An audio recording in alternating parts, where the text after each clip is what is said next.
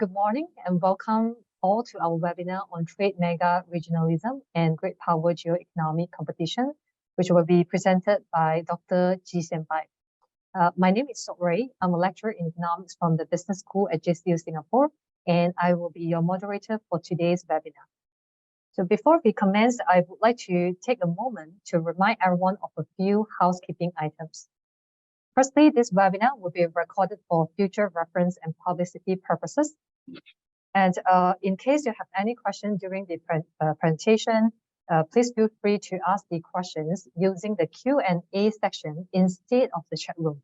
We will address your question during the Q&A session at the end of the presentation.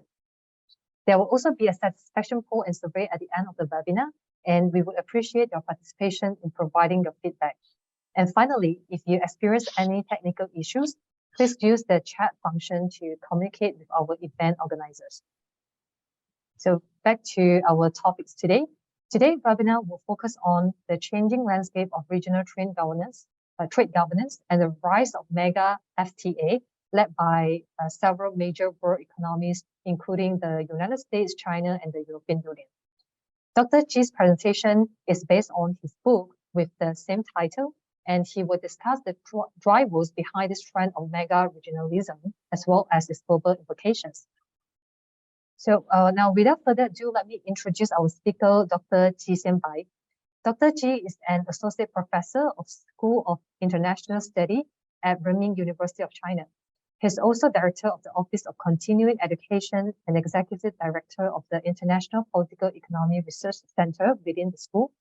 He works on regionalism, global economic governance, and economic sanctions. He obtained his doctorate from the S. Rajaratnam School of International Studies at Nanyang Technological University as a Nanyang President Graduate Scholar.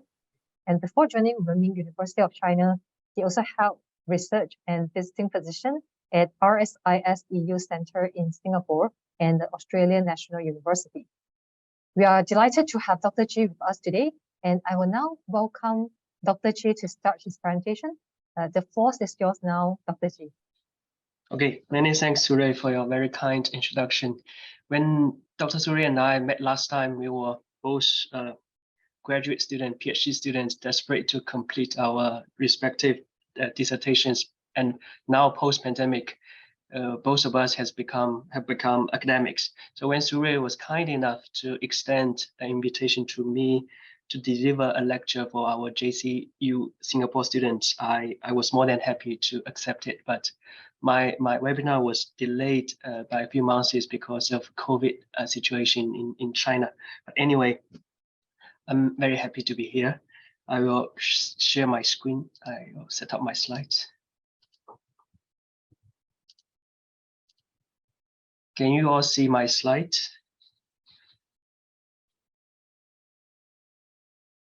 Yes, Senpai, I can see. Okay, sure. My topic today is trade mega-regionalism and great power geo-economic competition. My presentation is about trade, but the geopolitical aspect of it. I think most of the previous speakers speaking at these CITBA webinars are with backgrounds in the field of business and economics. I will give you a different perspective to look at trade and great power competition and the demand of trade and regionalism. As Dr. Surya just mentioned, today's event is supposed to be a book launch webinar. What I'm going to share with you mainly come from the book released last year. Research for the book was conducted when I was doing my PhD at NTU and during my visit to Australia. The book is titled Mega-regionalism and Great Power Geo-economic Competition. And here is a link to the book. And if you are interested, please take a look. And actually, there is a difference between the book title and the title of my webinar. I added the word trade to the title of my webinar today. I added the word trade because I want to make sure that I want to specify that I'm talking about a subset of economic regionalism and multilateralism that concerns international trade, not other aspects of international economic relations. And it is also because in the specific domain of international trade or trade governance, those terms, regionalism, multilateralism, can take on very distinct meanings that are different from their use or their interpretation in other aspects of transnational economic governance. A very prominent example is the term multilateralism. In the general meaning, in general terms, multilateralism means that three or more countries come together to cooperate, to coordinate their policy positions to achieve common goals. That is the general definition of multilateralism. But in the specific field of international trade, when we talk about multilateralism, we refer to the WTO, the World Trade Organization. Right? So the point is that multilateralism can have one meaning in relation to trade and another with respect to, say, international development or other aspects of international economic cooperation. All right, let's look at some of the isms in the field of international trade and trade governance. Depending on the numbers of countries participating in trade cooperation and trade policy coordination, those isms can be grouped into three groups: unilateralism, regionalism, and multilateralism. Unilateralism refers to a trade policy of adjusting one's tariff structure or other impediments to trade without expectation that other economies would take reciprocal actions or other actions. And adjustment can be liberalizing and can be protectionism oriented. Right? Countries in the APEC, Asia Pacific Economic Cooperation groupings tend to take unilateral trade liberalization moves, whereas under President Trump, the United States enacted unilaterally many trade protectionism policies. The second group is regionalism. Regionalism requires trade policy cooperation on a regional and reciprocal basis, in which two economies basically require reciprocity. Right? Then there's a bilateralism, refers to a specific kind of regionalism in which two countries come together to cooperate on trade policy matters. Then we call that bilateralism. If there are two or more countries that participate in trade liberalization efforts that come from a specific set of region, we say that is an instance of regionalism in a very narrow sense, right? Narrow sense. An example is the ASEAN Free Trade Area, which I think most of you are very familiar with. And when two relatively well-defined regions of the world economies come together to enter into a trade partnership, we call that interregionalism. A very prominent example in this regard is in 2019, the European Union of Europe and the Mercosur of Latin American countries struck a free trade deal. Right? That EU-Mercosur FTA is said to be an instance of interregionalism. And the example I referred to, the EU and Mercosur have no explicit geographical connection, right? But if in some cases, say two regions are somewhat connected geographically, we describe that as an instance of trans-regionalism. One example one can think of is a possible free trade area that emerged across the Eurasian continent. Some have been advocating a free trade agreement across the Eurasian continent, whether in the context of China's Belt and Road Initiative or the Asia-Europe meeting setting. So if that FTA is struck, we can say an Asia-Europe FTA is an illustration, a case of trans-regionalism. And that brings me to the topic of today's webinar, mega-regionalism. Mega-regionalism consists of mega-regional free trade agreement. Mega-regionalism has two essential criteria. First of which is that a mega-regional agreement must encompass a significant share of the world economy. And the second is that it must involve very deep trade negotiation and trade integration. So in other words, a mega regional trade deal is both vast in geographical scope and deep in the depths of trade liberalization commitment. Otherwise, a trade deal does not count as a mega regional trade agreement. Recently, a term that is gaining momentum is minilateralism. Minilateralism has been used, this term has been used by different scholars, different policy analysts in very different ways. The term is loosely defined and different people attach different meanings to it. So to me, my feeling is that minilateralism is best to describe a situation in which some issue-specific agreement that is struck between a smaller number of countries. An example is DIPA, Digital Economy Partnership Agreement. That is an agreement among 4 economies, Singapore, Brunei, Chile, and New Zealand, and it focuses squarely on facilitating e-commerce. So therefore, DIPA is both narrow in scope and limited in membership, and that, to me, the DIPA agreement embodies the best of the minilateralism. So the third category is multilateralism. The most fundamental difference between multilateralism and regionalism is that regionalism is discriminatory, right?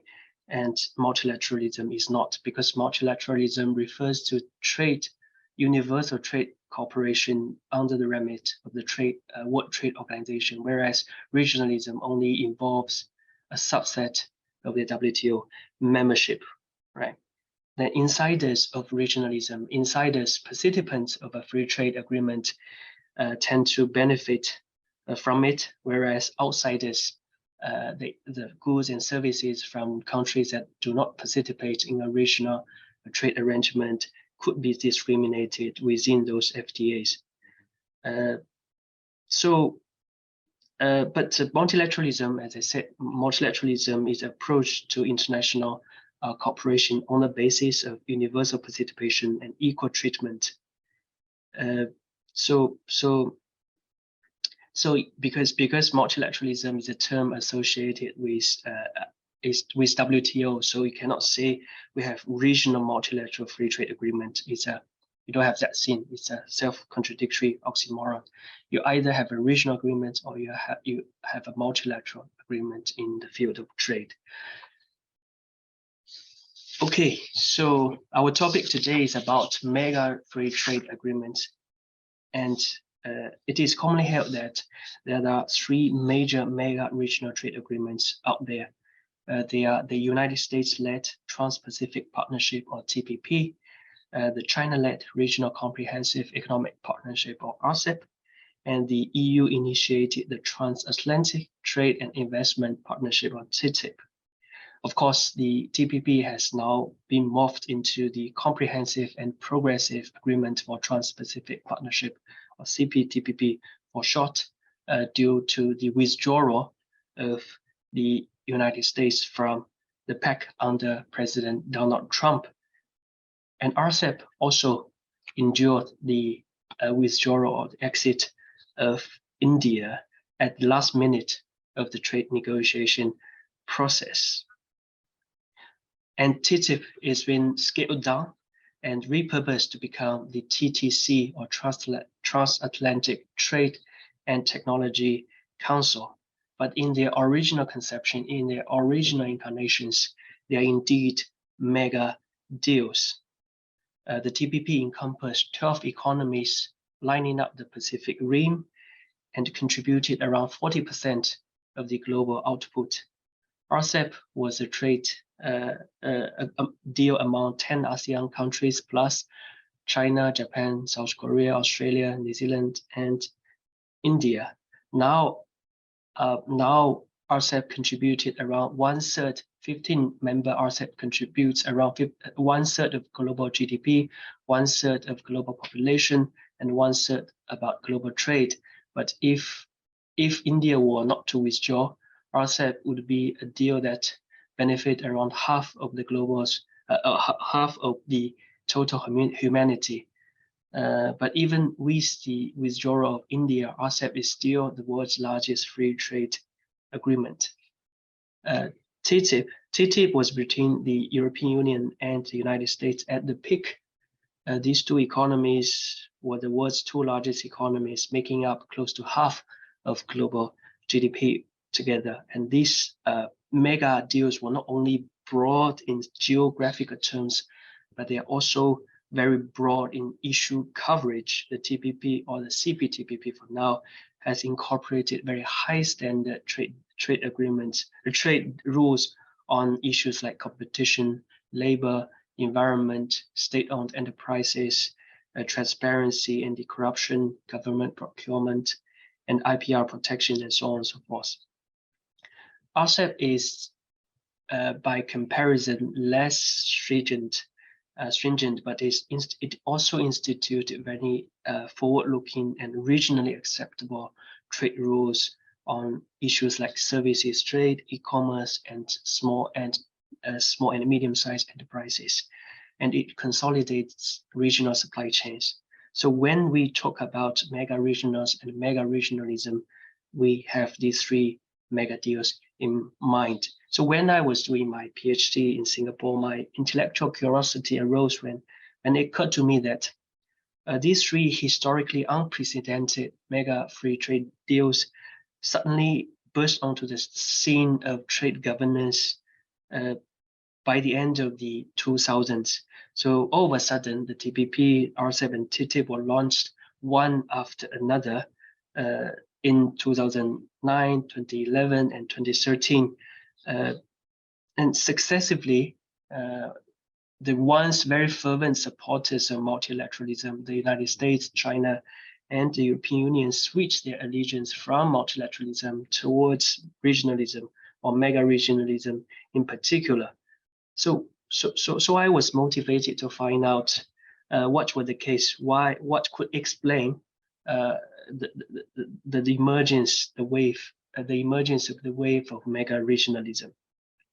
So my research strategy was to conceptualize the wave of mega-regionalism, or the successive launches of mega-regionals, as an instance of policy clustering. That is to say, mega-regionalism occurred because there was a temporal clustering of mega-regional trade policies on the part of Washington, Beijing, and Brussels, as the leading forces behind TPP, RCEP, and TTIP respectively.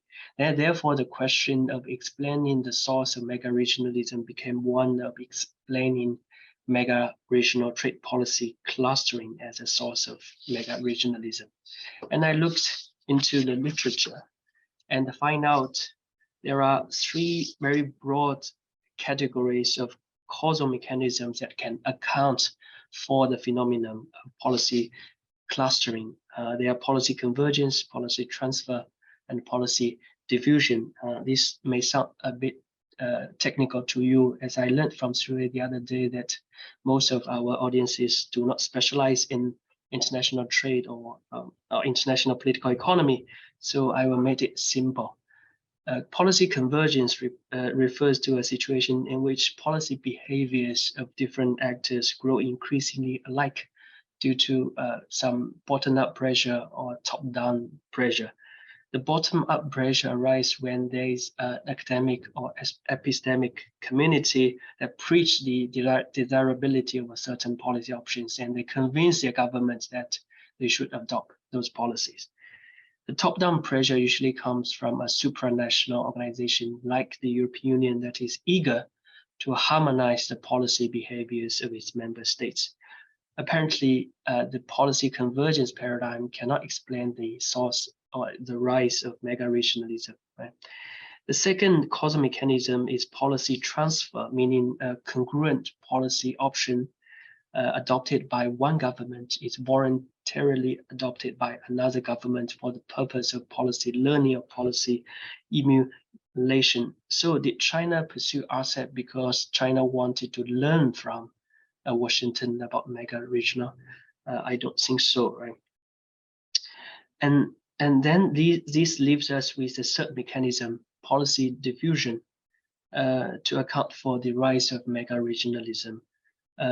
Very central to the policy diffusion paradigm is a notion of pressure to propel the diffusion of policy from one policy actor to another policy actor. Crucially, the pressure generated by one government's prior policy adoption alters the relative desirability of status quo for unadopted governments, which could be forced to adopt the same policy in an attempt to neutralize the sort of pressure imposed on it by the actions of the previous government. And this gives rise to a chain reaction. As such, I formulated a hypothesis suggesting that it is the great power competition leading to mega-regionalism. So basically, they are competing for economic benefits, they are competing for geopolitical influence, and they are competing for the right to write global trade rules. And coming back to the notion of pressure, right? The US TPP created economic pressure and geopolitical pressure on China, and China responded by resorting to RCEP, and the cumulative pressure generated by the two Asia-Pacific mega trade deals forced the European Union to respond in kind in the form of TTIP. So that is the overall hypothesis of my research. And from this hypothesis, I want to justify my contribution to the literature. And my contribution to the literature is to provide a horizontal perspective to explain the drivers of regionalism in general and mega-regionalism in particular. Conventional wisdom from the existing literature tend to dissect the origin and formation and development of regional trade initiatives from a very vertical perspective. For example, the economists tend to explain the formation of regional initiatives by referring to a desire on the part of participants to enlarge its domestic markets, unleash comparative advantages, and enhance economic efficiency. Political economists focus on the supply and demand for a particular set of trade policy, right? In their account, exporters eager to tap into the economic potentials of a foreign market will lobby their government to forge a free trade relationship with that market. On the supply side, the politicians are very eager to cater to the need of exporters in the hope that the latter would vote for them during elections. So politicians supplied free trade policies to enhance their own electability or personal power. And there are a host of international politics or international political economic perspective that also shed light on the source of regionalism. Some would argue that regionalism is a way to push forward regional integration, as in the case of the European Union. Or regional FTA is a way to reward a geopolitical ally for the latter's cooperation on foreign policy matters. The United States has an FTA with Australia, but not with New Zealand. That is very intriguing, right? But the explanation is that Australia is a supporter of the United States during the global war on terror, whereas New Zealand was not very supportive. So the United States offered free trade relationship to Australia to express its appreciation, right? So that is the strategic side payment argument. There is also the trade peace theory, which persists that trade negotiation and trade cooperation promotes international peace, so that countries that are eager to maintain peace among themselves would want to strike free trade deals so that to cement the peace. These arguments sound a bit naive nowadays, right? Instead of this trade peace nexus, what we have seen in recent years is the increasing weaponization of international economic interdependence.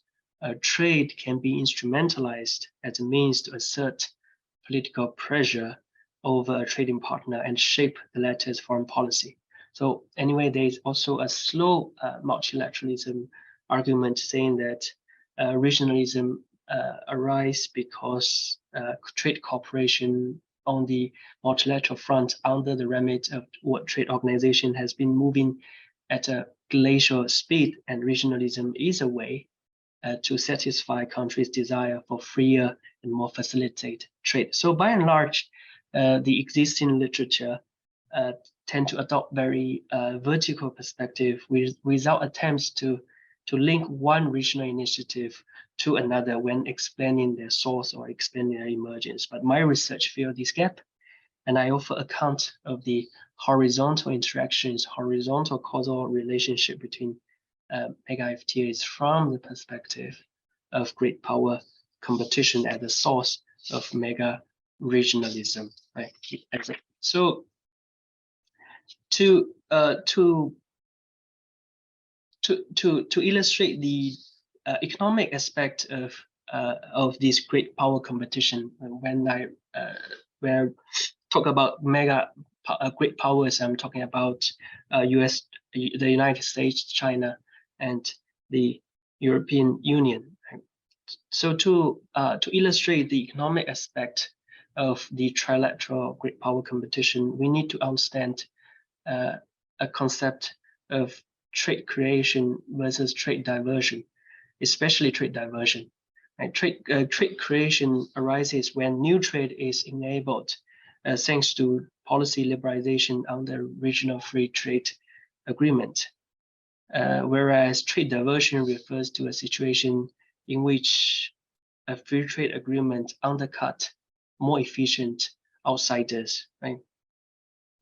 So when a group of countries liberalize trade among themselves, they also divert trade from a third party that do not participate in the effort of trade liberalization, right? So trade diversion is key to understanding the sort of economic pressure one great power's mega FTA that inflicts on another. Right?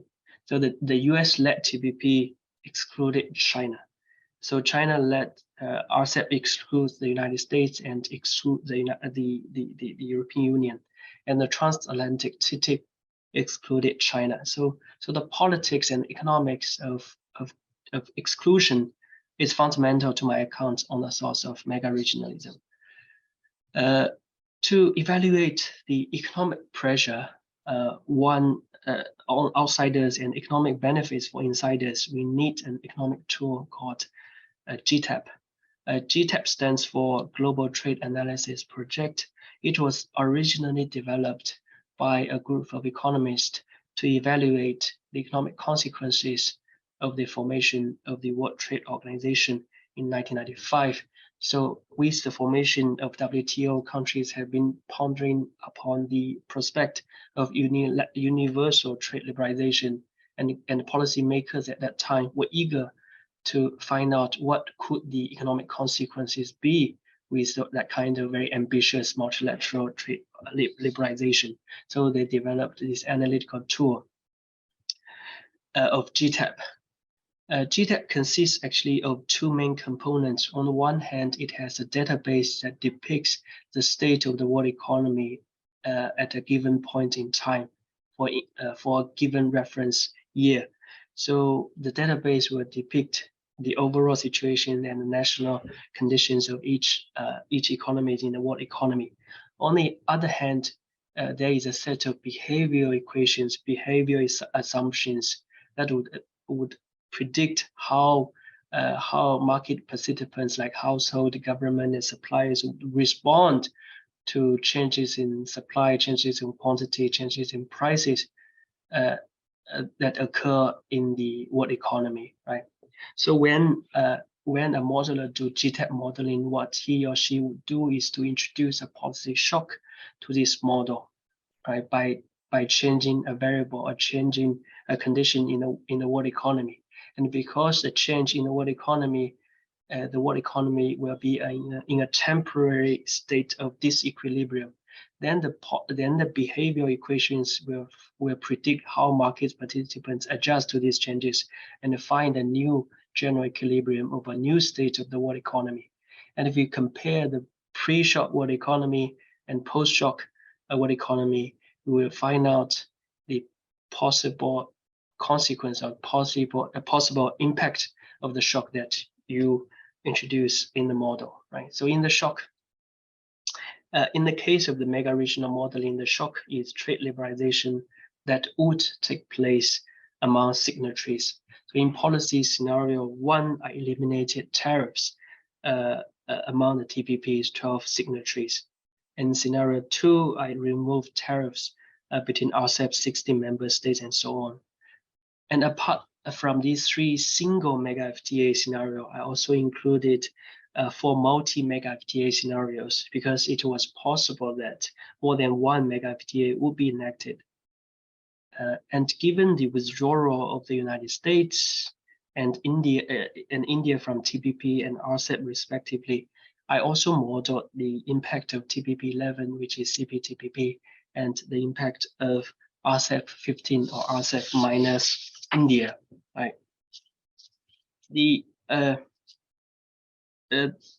So many have been wondering the impact of the withdrawal of the United States from the Trans-Pacific Partnership, but actually the impact of the withdrawal of the United States have been very limited. The withdrawal of the United States from the TPP has been rather significant because the United States is a hub economy within the TPP grouping. The United States itself made up around 40%, around 60% of the total GDP of the TPP grouping. So when the United States pulled out from the TPP grouping, not only the economic benefits, but also the economic influence of the TPP grouping reduced significantly.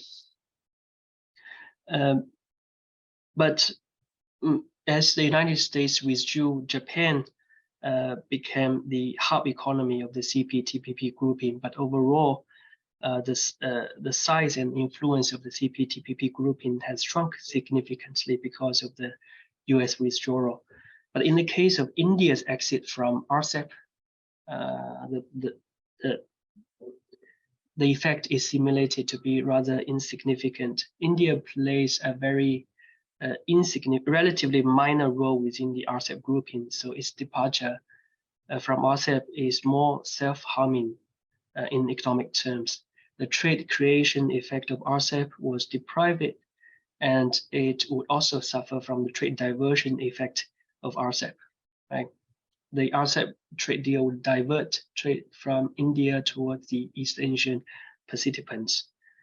And more importantly, India has lost a golden opportunity to actually to plug itself into the thriving East Asian network of supply chains. But India's reason to leave RCEP grouping is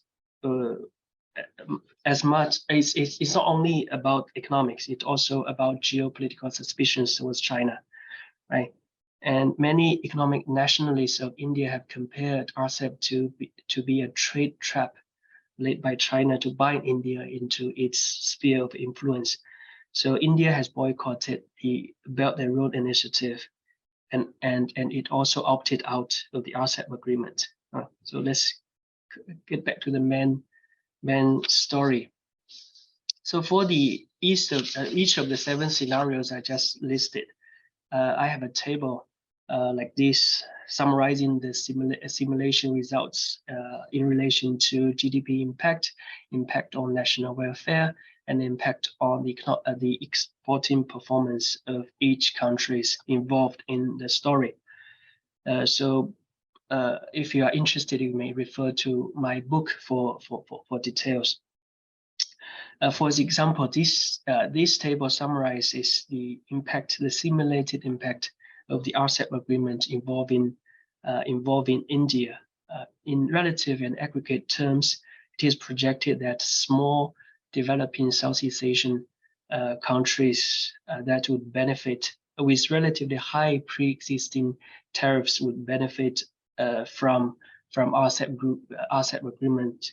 The major beneficiaries of the RCEP grouping will be countries like Laos, Cambodia, and Vietnam. China's GDP is projected to be 0.6% higher each year than in the absence of RCEP. The United States and the European Union would suffer slightly from trade diversion effects, reducing GDP by around 0.03 and 0.05% each year. Right? And since we mainly focus on the United States, China, and the European Union as great powers, as the leaders of mega-regionalism, I took the simulated impacts on US, China, and the European Union, and on the different policy scenarios, and come up with this table summarizing the impacts of different scenarios on these three major players. And I simulated 7 scenarios. Actually, there is one that is status quo, right, with no mega FTA at all. Without a mega FTA, there are no trade liberalizations. So under that scenario, the impact on the 3 major powers are just 0 across these 3 powers. And I ranked the GDP impact from high to low, and gave them a preference score from 8 to 1. So the higher the better, right? So in our technical jargon, this practice is known as preference ordering. For example, the most preferred situation across these 8 possibilities for the United States has been the scenario of this one, TPP plus TTIP, in which the United States receive a preference score of 8, right? So this situation refers to one that the TPP and TTIP were both implemented, but China's RCEP did not get through. So under this scenario, the United States instituted free trade relations eastward with its European partners and westwards with its Asian partners, whereas China didn't have its own mega FTA to counter the trade diversion. And the worst scenario, receiving a preference score of 1, that is the RCEP scenario, right? So China had the RCEP, whereas the United States TPP and TTIP didn't go through, right? The same logics apply to China and the European Union. I ranked their preferences according to the simulated GDP impact. Then I used the preference ordering results to conduct a game theoretical analysis. I converted these table into a normal form of game theory. In this game, there are 3 players: the United States, China, and the European Union. Each has 2 strategies. One is to pursue a mega FTA, the other is to do nothing, right? So in this payoff matrix, the payoffs accrued to each player are just from the preference scores I showed just now. And they were empirically determined by TTAP modeling. There are 2 ways to solve this game. One is the classic Nash equilibrium approach. If you look at the matrix, you can tell that the strategy of R stands for regionalism is the dominant strategy. A dominant strategy asserts that a player would choose a strategy that will lead to the best outcome, regardless of the strategies chosen by other players. Therefore, we can find out that if we adopt this Nash equilibrium framework, we can find out that the equilibrium outcome is the state 7, because R is a dominant strategy for US, R is a dominant strategy for China, and R is a dominant strategy for the European Union. And we will find a unique Nash equilibrium outcome, which is cell number 7 in this game. Right, the US chose strategy R to pursue the TPP. China chose strategy R to pursue RCEP, and the EU also chose strategy R to pursue TTIP, leading to an outcome that all three mega DFTAs were negotiated, right? So the Nash equilibrium can explain the rise, the emergence of mega-regionalism, but they cannot capture the sort of horizontal interactions I referred to, right? That are essential to my argument about great power competition. So there is another way to solve the game, and we need to engage the so-called theory of moves theorized by NYU professor Stephen Brams.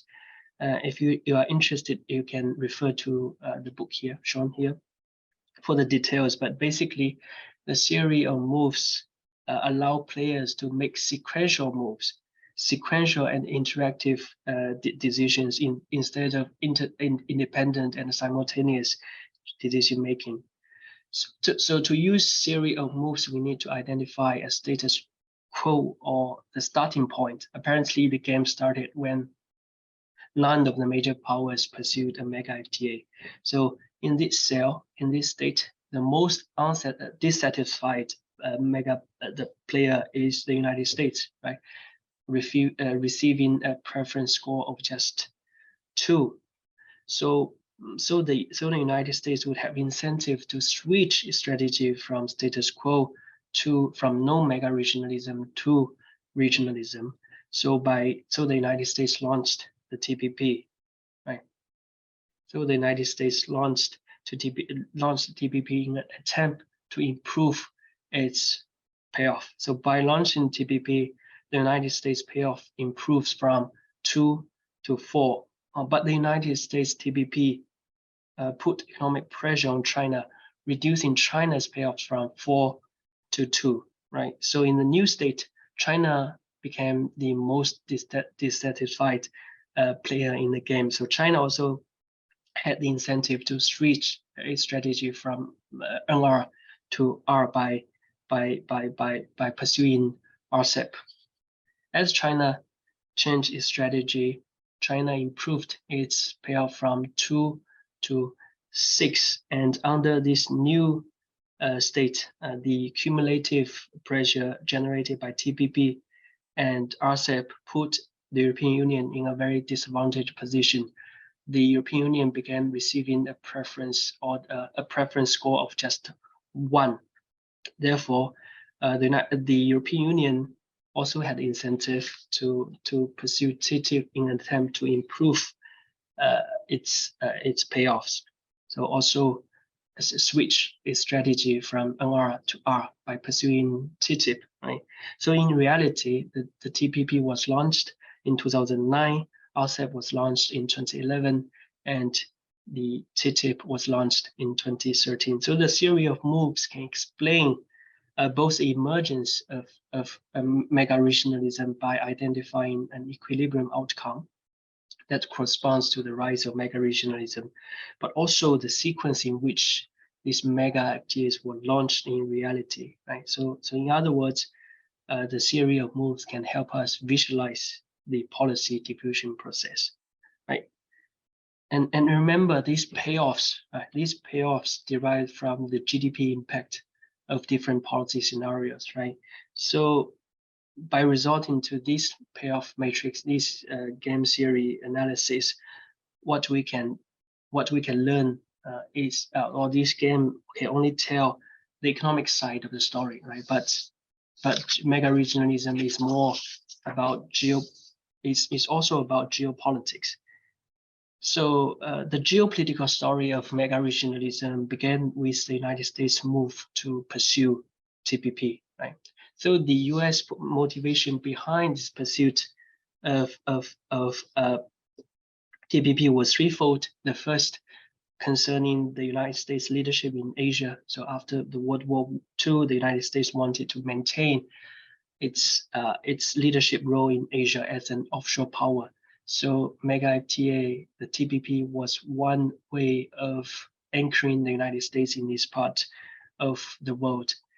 And the TPP was also instrumental to Obama's Asia policy because it formed the economic pillar of his rebalance to Asia geopolitical campaign. It was about economically empowering regional allies such as Japan and Australia through trade creation, while weakening regional foes like China through trade diversion. So it was seen as a manifestation of continued US engagement with this part of the world.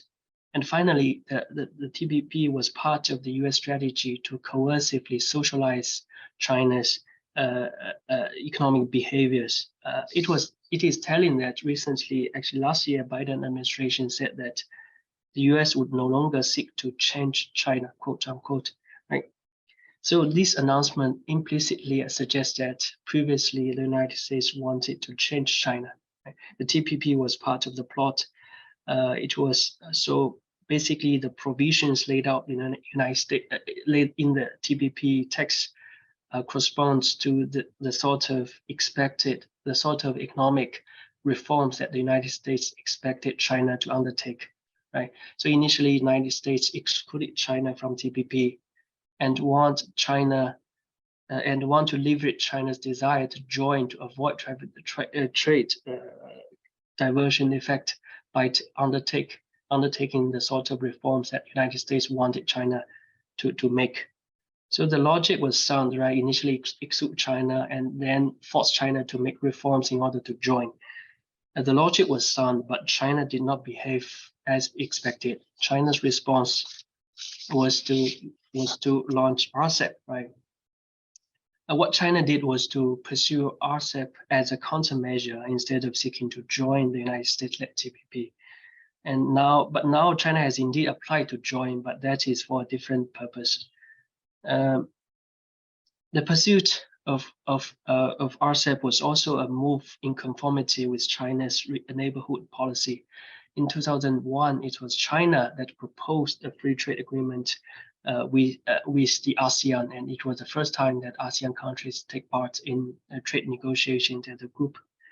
And then later, 5 ASEAN plus 1 FTAs came up, and there was desire to simplify, to rationalize all these overlapping free trade frameworks. The source of RCEP also has something to do with the Sino-Japanese contest for regional membership. Initially, China wanted to pursue free trade agreements within ASEAN plus 3 countries, ASEAN plus China, Korea, and Japan. But Japan wanted to expand the roster to include Australia, New Zealand, and India. And there was a deadlock.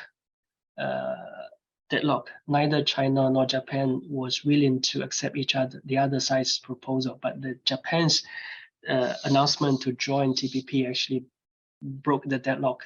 China realized that they faced a choice of the prospect of Japan joining TPP and a prospect in which China has no. China accepted Japan's proposal of pursuing trade liberalization in the form of ASEAN plus 6. So China deliberated this relative desirability of both scenarios, and China decided that, okay, fine, so let's go ahead with ASEAN plus 6. Then we have this RCEP agreement. Although RCEP was not China's first choice, but from the perspective of Sino-American competition, RCEP was still seen as a victory from the Chinese perspective, because the United States is now institutionally locked out of Asian regionalism, right? The sort of Asian-only regionalism which America was determined to oppose has become the reality with the RCEP deal. The European side story, in the interest of time, I'll skip. So as trade become demonized and stigmatized in the United States, the chance of the United States returning to CPTPP group is very low. In May last year, the United States laid out the Biden administration laid out its strategy for the Indo-Pacific region, the place known as Indo-Pacific Economic Framework. Right, it has 4 pillars: connected economy or trade, resilient economy for supply chain cooperation, clean economy about facilitating members' transition towards the green economy, and fair economy tackles issues like anti-corruption and tax. Currently, there are 14 countries have been participating in IPEF. But the unique innovation of the IPEF framework is that it is designed to be flexible. That countries they are not required. The partners are not required to join all 4 pillars, but they can choose some of them. For example, India has made it clear that it will not take part in the connected economy pillar on trade. Since the launch of IPEF, we in China have been watching it very closely, and I also talked to my friends in Southeast Asia and to solicit their views on IPEF. So on the one hand, they welcome the initiative because it is seen as a sign of US commitment to this part of the world, but the skepticism is the mainstay, right? There are a few reasons for that. First, regional countries are not clear about whom in the United States to talk to. The USTR is in charge of the connected economy pillar, the Treasury in charge of the fair economy pillar, and commerce take the lead in other 2 pillars. So countries do not know which counterparts to talk to. Second, the partners in the region still don't know what the IPEF is about, what it seeks to do. Is it about trade cooperation, or it's about containing China? Third, the United States does not aim to open its domestic markets to its partners in exchange for their cooperation. So from the regional perspective, IPEF is filled with asks but not many offers. And finally, and most importantly, many regional countries question the political durability of IPEF, right? So the memory of strong US leadership in the TPP, followed by a very abstract withdrawal from the agreement, still haunts many regional partners. So many countries are not convinced about the staying power of the IPEF framework. So for all that reasons I mentioned, IPEF is not taken seriously in the region, whereas many regional countries have stronger trade relations with China and are part of the RCEP and a part of the Belt and Road Initiative. So Sino-American competition will continue and will exacerbate in this part of the world. I think my time is up, so I stop here. And I thank you very much for your attention, Surya. I'm running a bit over time. Sorry about it's that. All right. It's all right. Thank you very much for such an informative and comprehensive presentation. I think this is really an interesting and pertinent topic. Given that how we know that since the global financial crisis, there has been a slowdown in the pace of globalization. Not to mention that there's ongoing tension going around among several major powers, and we also see the voice of anti-globalization has become even more vocal now. And what is most impressive is for me is how you can use your game theory model to predict the sequences of the launches of the trade pact. So I've learned a lot from you today. Now, I'm sure our audience will have many questions for you as well, but because we are running out of time, so I think we can maybe take 2 to 3 questions. So let's move on to the Q&A session. I have this very interesting questions about the post-COVID era development of this mega-regionalism. I think as we are recovering from the COVID-19 phase, a lot of people are curious about how this mega-regionalism will continue developing in the post-COVID-19 era. Do you believe that the pandemic has altered the trajectory of this agreement, and how? I think we can also merge these with another questions about how the current Russia-Ukraine war is impacting mega-regionalism. So to shorten my questions, how do you see this post-COVID events, including the Russian-Ukraine war, is impacting the mega-regionalism? Over to you. Okay. Thank you, Surya, for these questions from the audience. First of all, I think we have to say that the COVID pandemic dealt a heavy blow to international trade, right? The year 2020 was marked by some of the largest reductions in trade as well as output volume since World War II. The declines in both the world industrial production and goods trade in the first half of 2020 were of the similar steps to those at the trough of the global financial crisis in 2008, 2009. Nevertheless, right, the negative developments materialized and disappeared very quickly. There was a V-shaped recovery in 2020. Right, trade continued to grow strongly in 2021 as many countries lifted these lockdown measures. But the initial pandemic, pre-pandemic expectation about the double-digit decline in world trade didn't materialize.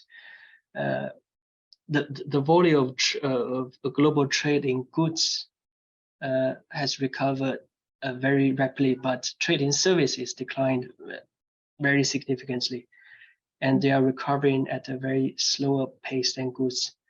The pandemic itself exposed the vulnerabilities of the current structure of international supply chains. Right.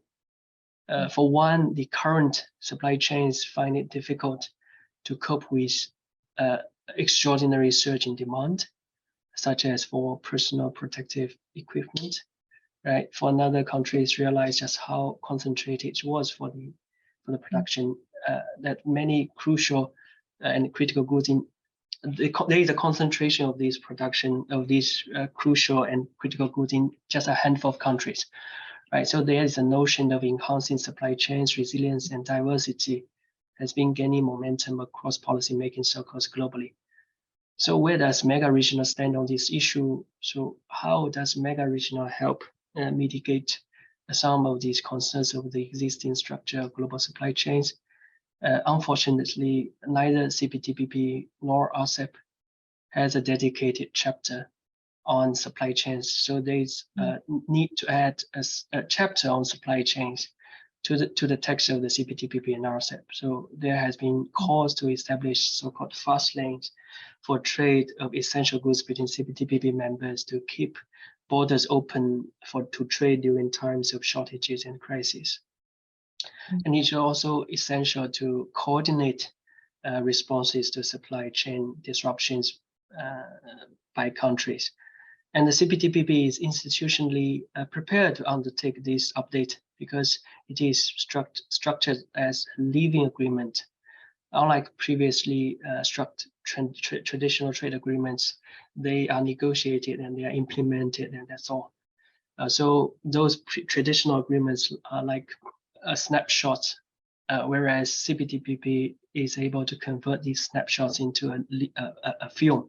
So the CPTPP members would come together to meet regularly to discuss issues of new priorities. So I think they will discuss the issue of supply chains. As to the question about the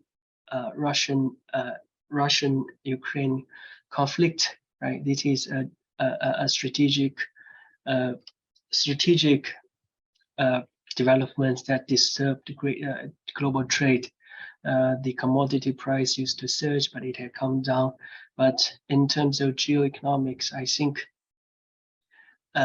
my sense is that it will drive a wedge between China and the West even further. Therefore, I'm in a position to predict that the Russia would seek to bind its economy closer to China, and in that sense, I suppose Russia would seek to join the RCEP agreement. Russia has very close relationship with China in geopolitical and commercial terms, and Russia is part of the East Asia Summit proposed by ASEAN. So Russia is in a good position to join RCEP, although Russia has no pre-existing free trade agreement with ASEAN. But I think after this conflict, Russia would have more incentive to bind itself more closely to East Asia. So I'm predicting a Russian possible interest in RCEP membership. All right. Thank you very much for your excellent answer. I need to watch the time. Why don't we just take the last questions? I think following your comment about the increased tension especially between China and the West.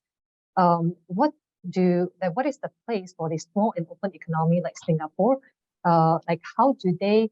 What are the steps they can be taken to leverage the opportunities arising from mega-regionalism, and also to, to solve some of the challenges that they may face?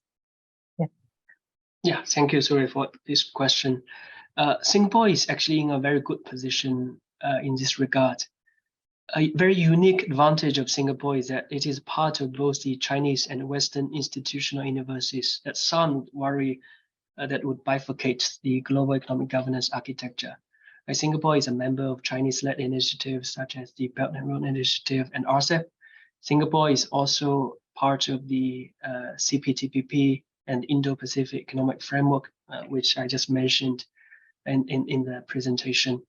So together with other like-minded and small and open economies like New Zealand, like Chile, those countries can help to actually bridge the differences between different mega-regionals.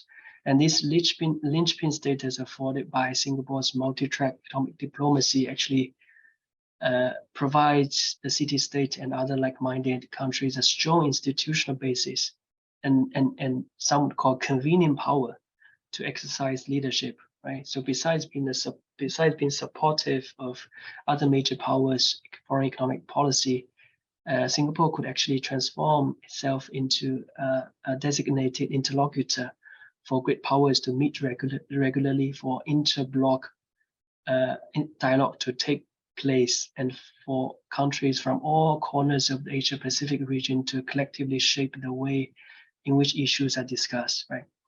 So in specific reference to the opportunities and risks associated with mega-regionalism, Singapore can take a few steps to maximize benefits and minimize risks. On the one hand, Singapore should strive to broker an orderly convergence between CPTPP and RCEP so that the parallel existence of CPTPP and RCEP will not complicate regional trade environment even further. On the other hand, Singapore can step up capacity building efforts, helping Singaporean businesses to take advantage of the preferential trade rules negotiated and written into mega-regional trade deals, right? The problem is that many FTA skeptics like to flag is the notion of low utilization rate. It used to be the case when exporters are not familiar with those kind of interstate trade deals. But now more and more companies are taking advantage of these preferential trade rules. Still, the Singaporean government can provide more training and information sharing sessions opportunities to its business sector so that they can be empowered to take advantage of the CPTPP and RCEP mega agreements. So that's my short answer. Okay. Yeah, at least to sound to me that the future of Singapore is still quite, on the positive side. Yes. Okay. Definitely. So I think we have now reached the end of this webinar. So thank you very much to our speaker, Dr. Chi, for sharing your valuable insights on trade mega-regionalism. I think the presentation has been truly enlightening and thought-provoking. So for anyone who is interested in Dr. Chi's research on this area, be sure to check out his book with the title Mega-regionalism and Great Power Geo-economic Competition without the without the trade word. Okay, and this can be found on the Roledge website. Now, I would also like to thank our audience for attending this webinar. I hope that you have gained a deeper understanding of the complex landscape of global trade regionalism. And before we conclude, I would like to remind our audience to fill out the satisfaction poll and survey that will appear on your screen shortly. Your feedback is essential in helping us improve future webinars and events. And once again, thank you for joining us today, and we look forward to seeing you at our future events. Thank you very much.